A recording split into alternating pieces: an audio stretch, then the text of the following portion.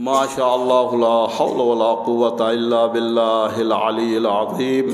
औज़ु बिल्लाहि मिन शर्रि शैतानिर लाइनिर रजीम। बिस्मिल्लाहिर रहमानिर रहीम। अल्हम्दुलिल्लाहि रब्बिल आलमीन वल आक़िबतु लिल मुत्तक़ीन वल जन्नतु लिल मुवह्हिदीन वन नारु लिल आसीन। या अय्युहल्लज़ीना आमनू ऊसीकुम इबादल्लाह व नफ्सी बितक़वल्लाह इत्तक़ुल्लाह फ़इन्न खैरज़्ज़ाद अत्तक़वा।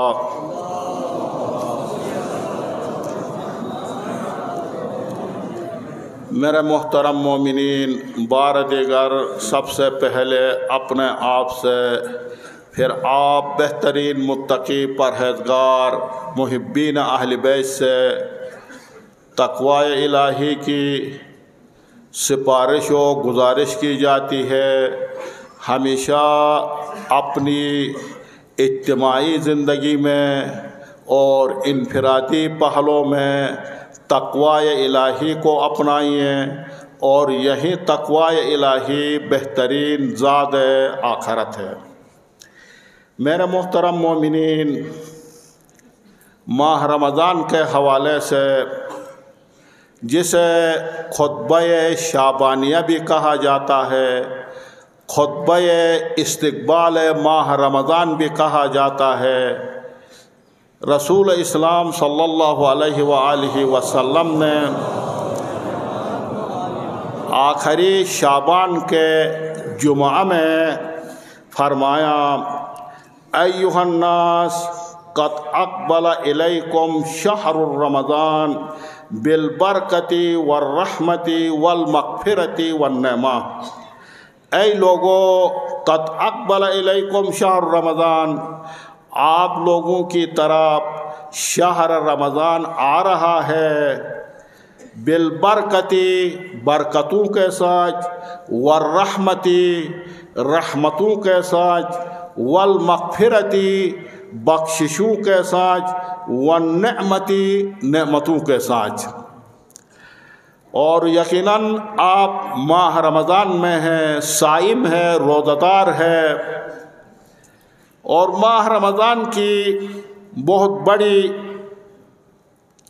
फजीलतें इस वजह से भी है कि कुरान को खुदा ने इसी महीने में नाजिल किया। ये खुद कुरान का दूसरे किसी महीने में नाजिल नहीं करना, माह रमज़ान में कुरान का उतारना, ये खुद रमज़ान की एक अहमियत, एक कदर और इज़्ज़त की दलील है। और रोज़े शव्वाल ने वाजिब नहीं किया और किसी और महीना में वाजिब नहीं किया, रमज़ान में रोज़ों का वाजिब करना ये भी एक इज़्ज़त है माह रमज़ान के लिए।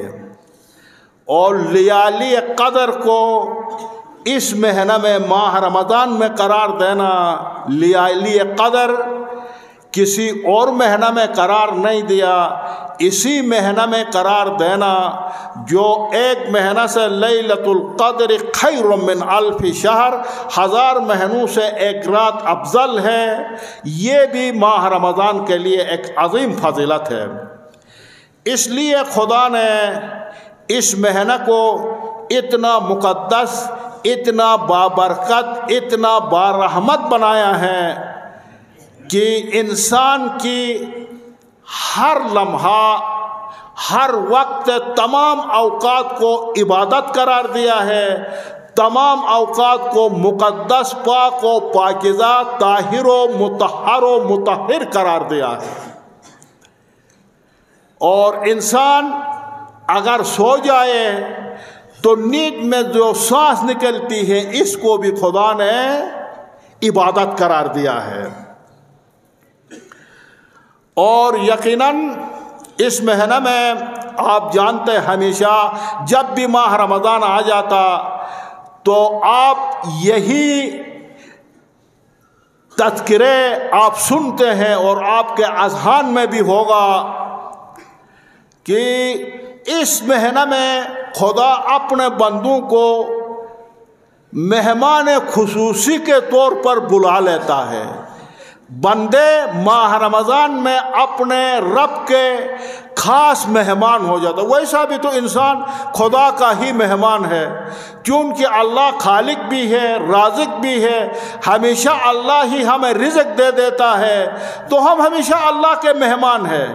لیکن یہ مہینہ ماہ رمضان میں مہمان خصوصی کے طور پر اللہ مہمانی کرتا اور ضیافت کرتا، اور خود اللہ اس کا میزبان ہوتا. کریم پروردگار خوشنود پارا بلند صلوات.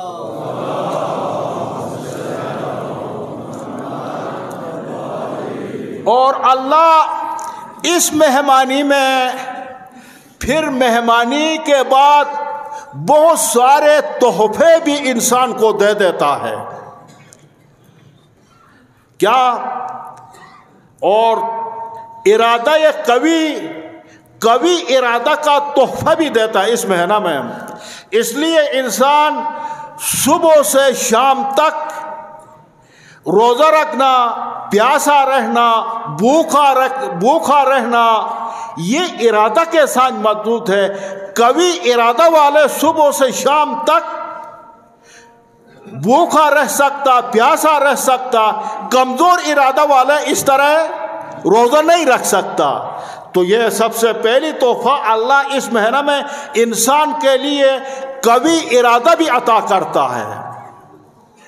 اور اس کے ساتھ اللہ سب سے بہت بڑی تحفہ ایک اور احساس دے دیتا ہے. احساس. انسان بھوک کی وجہ سے، پیاس کی وجہ سے دوسروں کا، غربا کا، فقراء کا، ایتام کا، پیاس کا، بھوک کا احساس انسان کے اندر پیدا ہو جاتا. انسان کو خدا احساس دے دیتا ہے، احساس کا تحفہ دیتا ہے، تقوی کا تحفہ دیتا ہے، جو رمضان کا روزہ کا ہدف و مقصد ہے. لعلکم یتقون، تاکہ تم پرہیزگار بن جاؤ گے. اور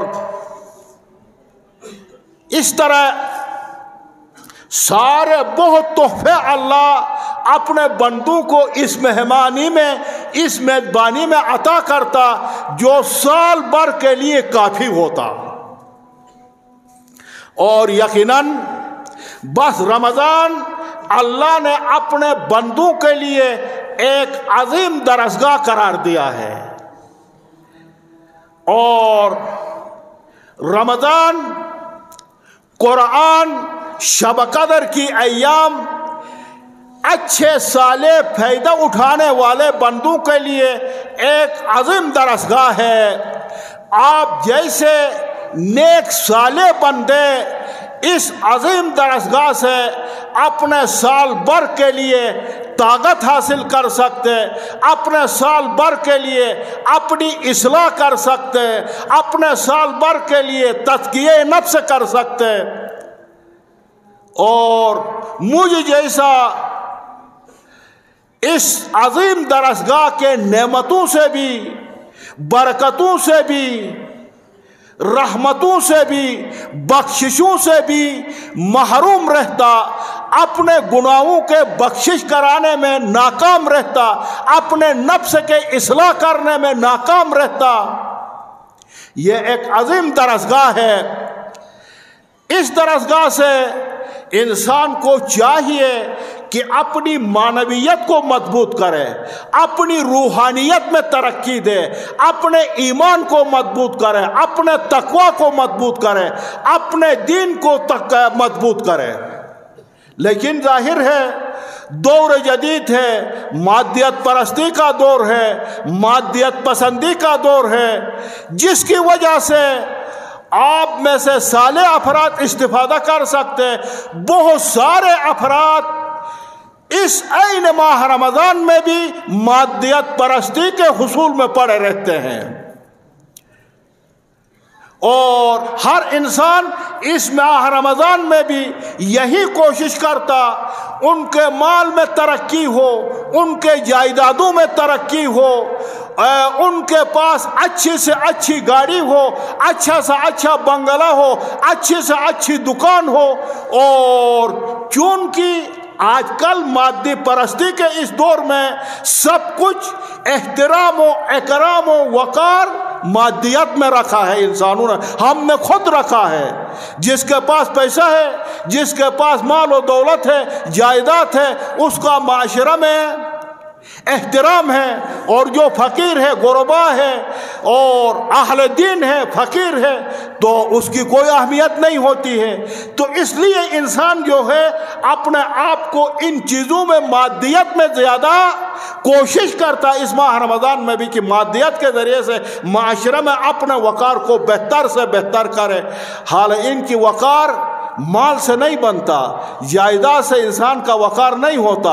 اسلام کے نقطۂ نظر سے اللہ کے نزدیک، ائمہ علیہم السلام کے نزدیک، رسول اعظم کے نزدیک انسان کا وقار تقویٰ، ان اکرمکم عند اللہ اتقاکم، تم میں سے جو بھی پرہیزگار ترین انسان ہے، جو بھی تقویٰ دار انسان ہے، وہ باوقار ہے، وہ با احترام ہے، وہ شریف ہے، وہ کریم ہے۔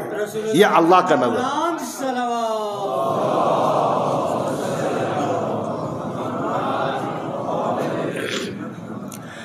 آج کل مسلمانوں کے معاشرہ میں ہر چیز الٹا ہو گیا ہے۔ سیدھے کے بجائے ماہ رمضان میں اپنے امور کو، اپنے راستہ کو سیدھے کرنے کے بجائے ہر چیز الٹی کی طرف جا رہا ہے۔ اور یقیناً آپ جانتے ہیں ہمارے مسلمانوں کا معاشرہ فساد اور خرابی کی طرف، زوال کی طرف، انسان معاشرہ میں اس ماہ رمضان میں انسان گناہ کرتا،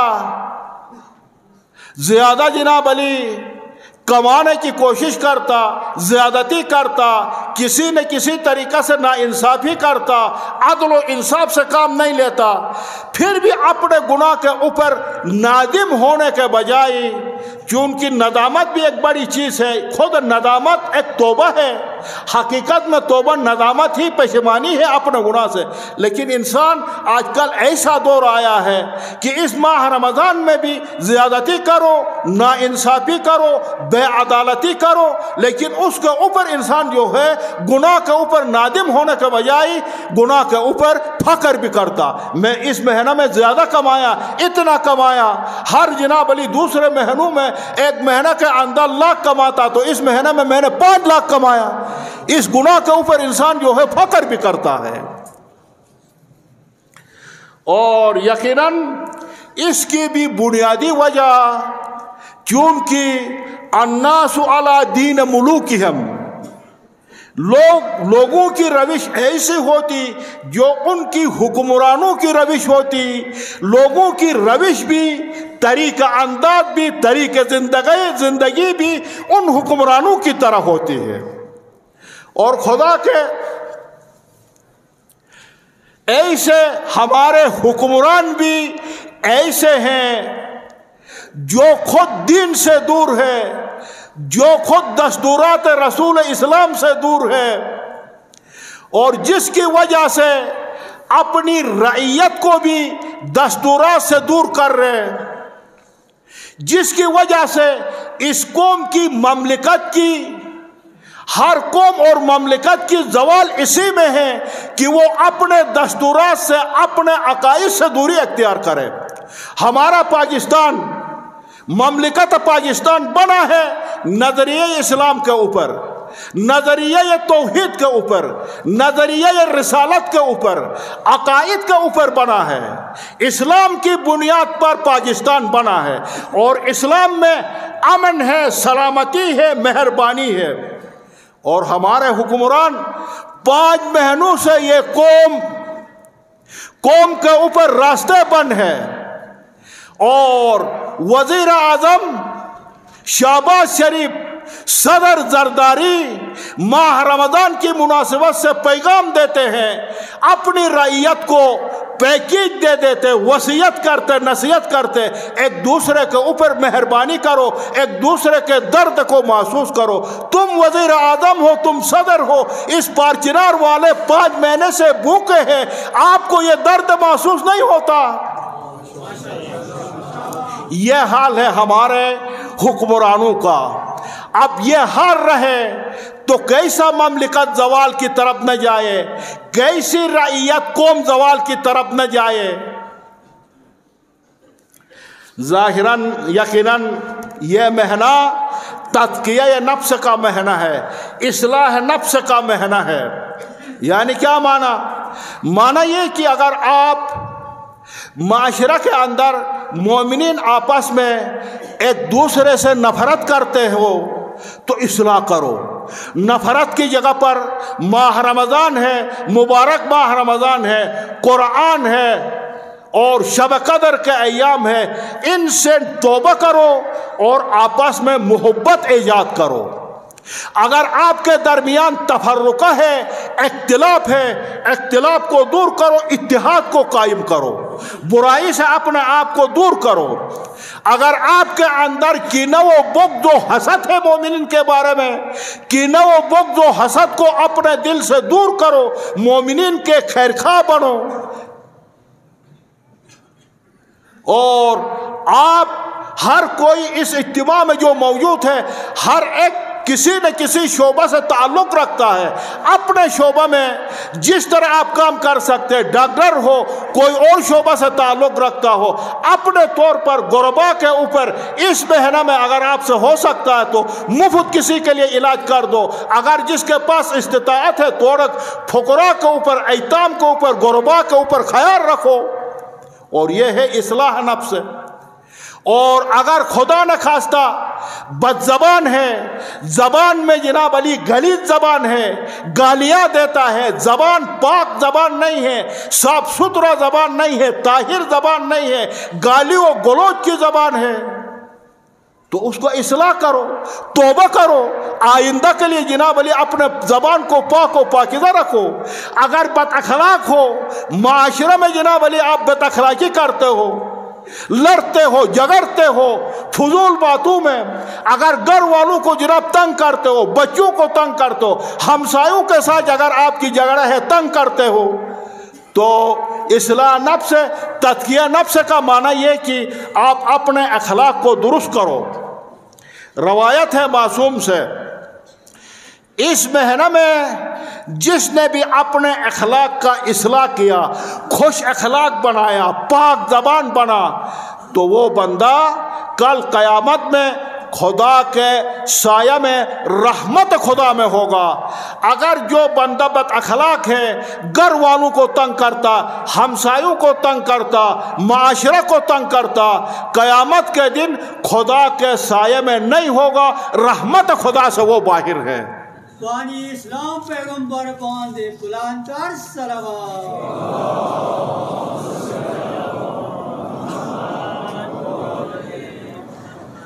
اور باقی حالات کے حوالے سے، عبوری انجمن کے حوالے سے آپ سب جانتے ہیں، آپ کے علم میں ہیں۔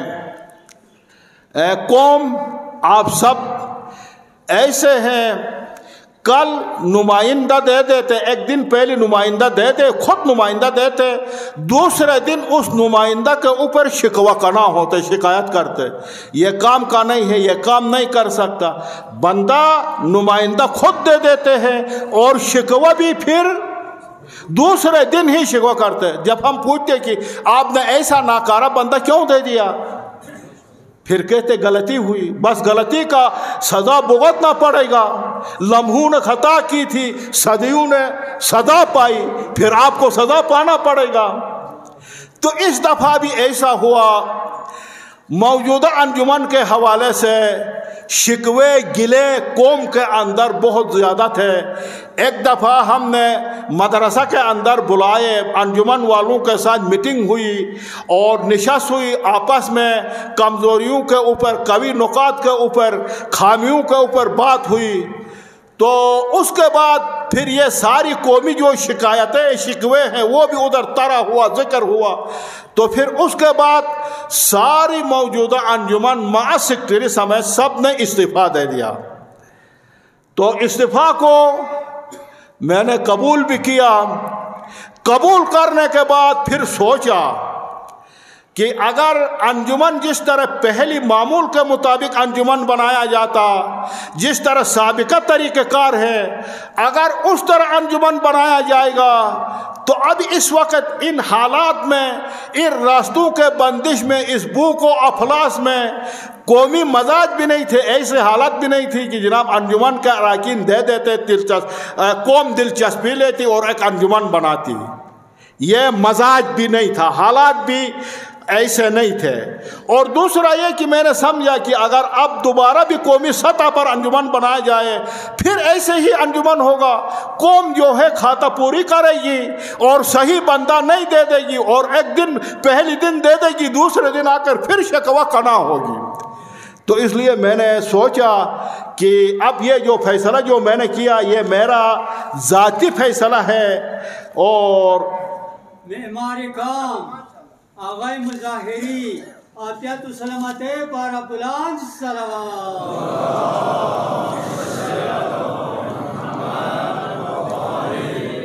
یہ جو عبوری انجمن کا فیصلہ لیا گیا یہ میرا ذاتی فیصلہ تھا، تاکہ حالات کے تناظر میں، حالات کے نزاکت، وقت کے نزاکت کو مد نظر رکھتے ہوئے وقت کا تقاضا تھا کہ ایک عبوری انجمن کو تشکیل دیا جائے جس سے قوم سے نہیں، پوری قرم ضلع یا قرم سے چیدہ تجربہ کار باصلاحیت افراد کو لیا جائے، تاکہ قوم اس وقت جس مشکل میں ہے، جن حالات میں ہے، جس بحران میں ہے، اس مشکل سے نکال دے، بحران سے نکال دے، قوم کے لیے ایک راستہ دے دے۔ تو اس بنا پر چیدہ افراد کو جو خود بذات خود میرے علم میں تھا، اور پھر معلومات کی روشنی میں چیدہ افراد کو لیا، وہ سارے 23 افراد آپ کے علم میں بھی ہے، اور ہم امید بھی یہی رکھتے کہ یقیناً یہ افراد سب کے سب چیدہ افراد ہیں، اور سب افراد جو ہے وہ باصلاحیت ہے، تجربہ کار ہے، اور صاحبان حل و فحص ہے، صاحبان دانش و فراست ہے۔ ہم امید رکھتے ہیں کہ انشاءاللہ اس قوم کو بحران سے نکالنے کی کوشش کریں گے، حالات کو بہتر سے ہر آئے دن بہتر سے بہتر کرنے کی کوشش کریں گے، اور ہم پھر آپ قوم کی تعاون اس تازہ عبوری انجمن کے ساتھ آپ قوم کی تعاون کی بھی ضرورت ہے، اور ہم امید بھی رکھتے اور دعا بھی کرتے خدا ان کی توفیقات میں اضافہ فرمائیں، بہتر سے بہتر انداز میں خدمت کرنے کی توفیق عطا فرمائیں، اور ان کو دنیا اور آخرت دونوں میں سربلند و سرفراز فرمائیں۔ رہ گئی سابقہ انجمن کے حوالے سے، یہ اشکال فقط اس انجمن کے اوپر نہیں ہوا ہے، جتنے بھی میرے دور میں جتنے بھی انجمنیں بنی ہیں، پہلی دن انجمن بنا، دوسرے دن لوگوں نے آ کر شکایت کرنا شروع کر دیا ہے۔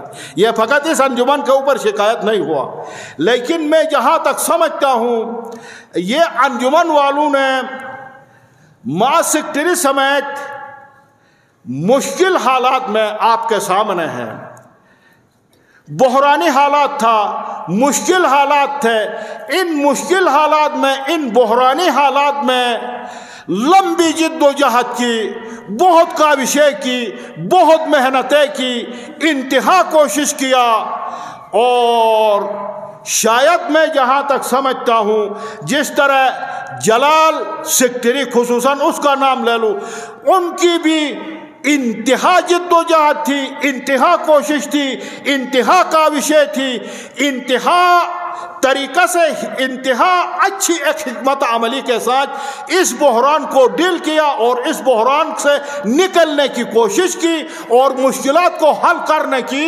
کوشش کی۔